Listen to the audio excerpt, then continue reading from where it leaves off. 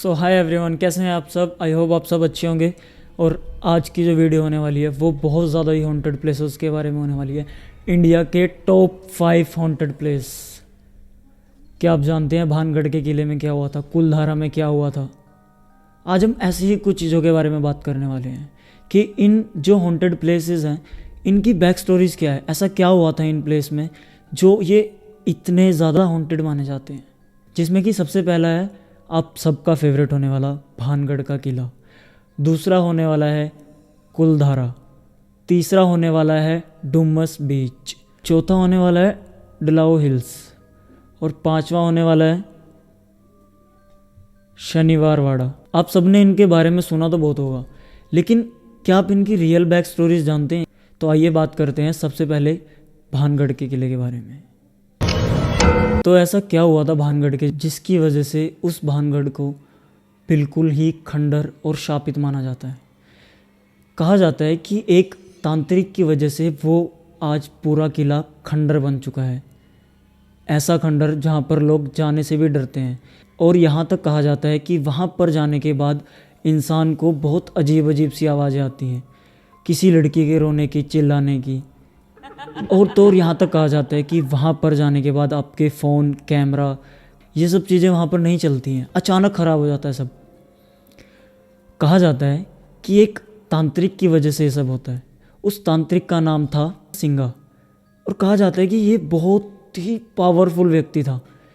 इस तांत्रिक ने हर तरह की क्रिया की हुई थी, मतलब ये काली क्रिया सब करनी जानता था। और इस तांत्रिक की कहानी ये है, भानगढ़ जो राजकुमारी थी रानी रत्नावती, वो पूरे राजस्थान की इतनी सुंदर लेडी थी वो कि उसके सामने पूरा राजस्थान भी फीका पड़ जाता था।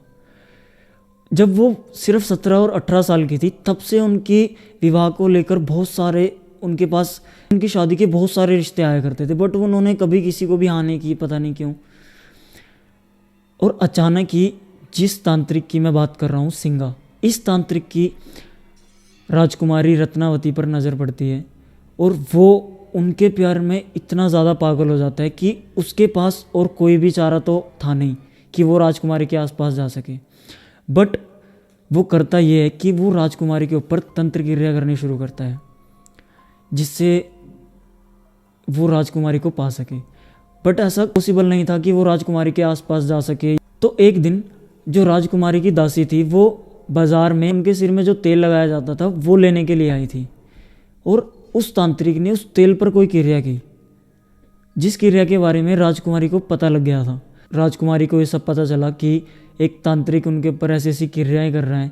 तो राजकुमारी ने उसको बंदी बनाकर किले में बुलवाया और जिस तेल पर उन पर क्रिया की थी, काली क्रिया जिसको आप वशीकरण भी कह सकते हो, वही शीशी उन्होंने उसके सामने एक पत्थर पर मारकर फोड़ दी, जिसके अंदर से एक ऐसी काली क्रिया या ऐसी काली शक्ति निकली जिसकी वजह से उस तांत्रिक की बहुत तड़फ तड़फ कर ऐसे उसकी वजह से तांत्रिक की मौत हो गई। कहा जाता है कि तांत्रिक मरने से पहले भी सिर्फ यही शराप दे रहा था कि मेरे मरने के बाद भी ये किला कभी भी खुश नहीं रह पाएगा, ये किला कभी भी बस नहीं पाएगा।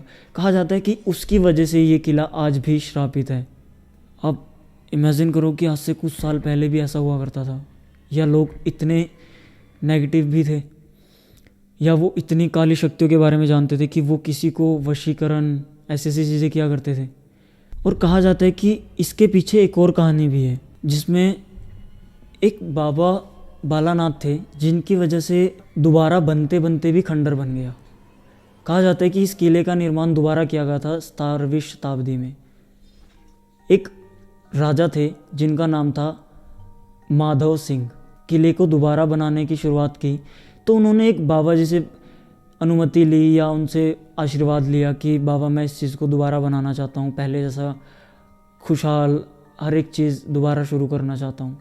तो उन्होंने कहा कि जो शराब है वो तो मैं कम कर दूँगा, बट तुम्हें मेरी एक शर्त माननी होगी। वो शर्त ये होगी कि इस किले की जो दीवारें होंगी ना वो ज़्यादा ऊंची नहीं होंगी, कि दीवारों की छाया होगी ना वो मेरी कुटिया तक नहीं आनी चाहिए। तो माधव ने कहा कि हाँ ठीक है, ऐसा ही करेंगे जैसा आपने कहा। तो वो किले की शुरुआत हुई, बट जब धीरे धीरे समय बीतता गया राजा माधव की मृत्यु होने के बाद जो उनके वंशज थे उन्होंने उस बात को माना नहीं, इग्नोर कर दिया कि ऐसा कुछ नहीं होता, शराब वराब, और उन्होंने किले की दीवारें दोबारा से और ऊंची कर दी।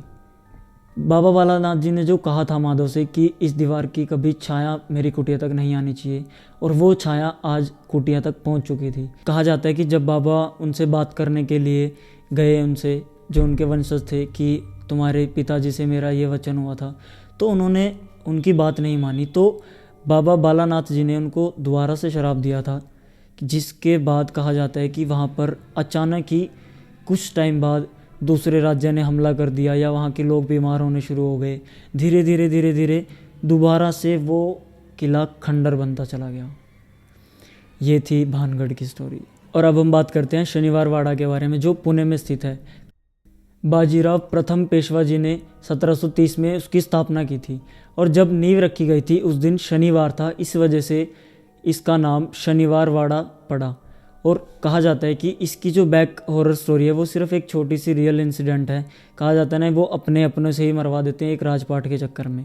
जो वहाँ के उस टाइम राजा हुआ करते थे, जिनका नाम था बाजीराव नारायणा राव पेशवा जी, उनकी मृत्यु उनके सगे चाचा ने करवा दी थी, सिर्फ एक राजपाट के चक्कर में, कि उनकी मृत्यु के बाद शायद वो राजा बन पाए।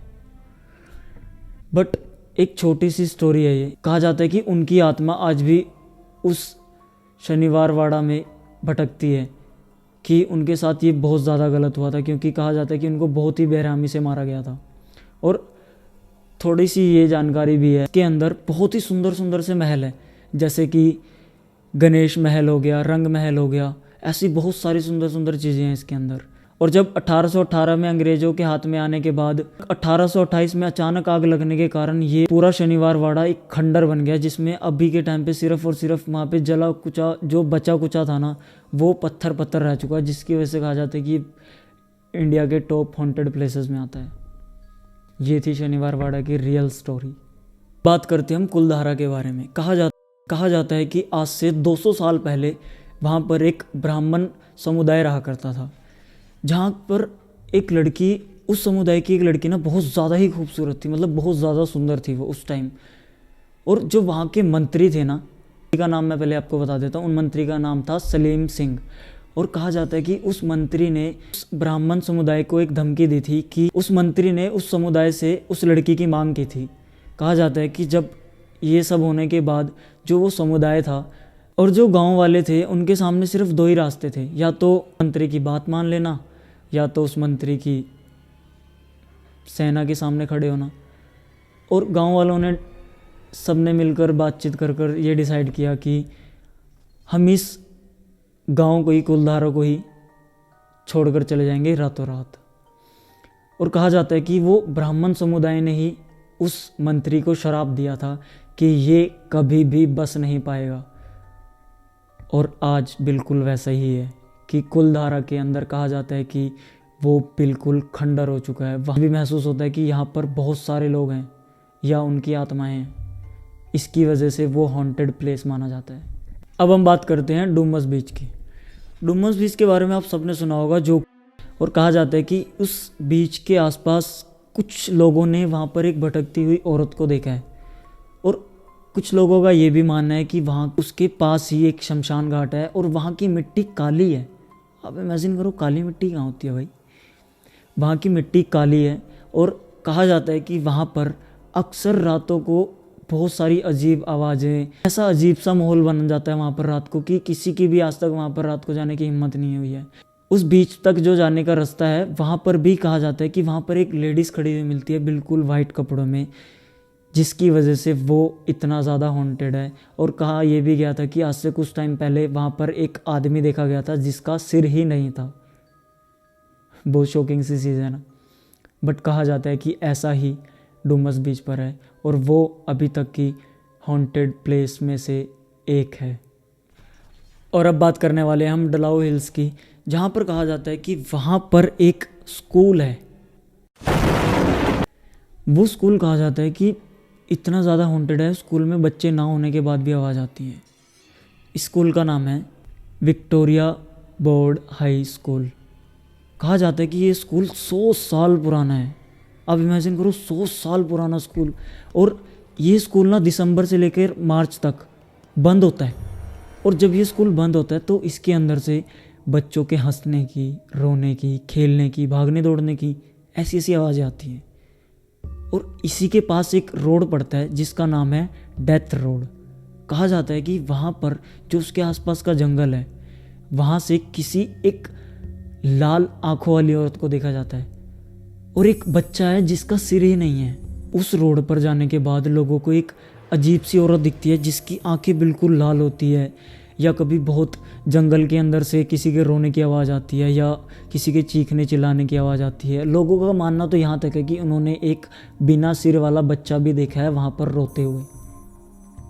अब इमेजिन करो, शायद इसीलिए ये इंडिया की टॉप 5 हॉन्टेड प्लेसेस हैं। तो कैसी लगी आपको वीडियो मुझे ज़रूर बताना, और thank you so much guys मेरी वीडियो यहाँ तक देखने के लिए। आपका बहुत बहुत शुक्रिया। मिलते हैं किसी नेक्स्ट वीडियो में।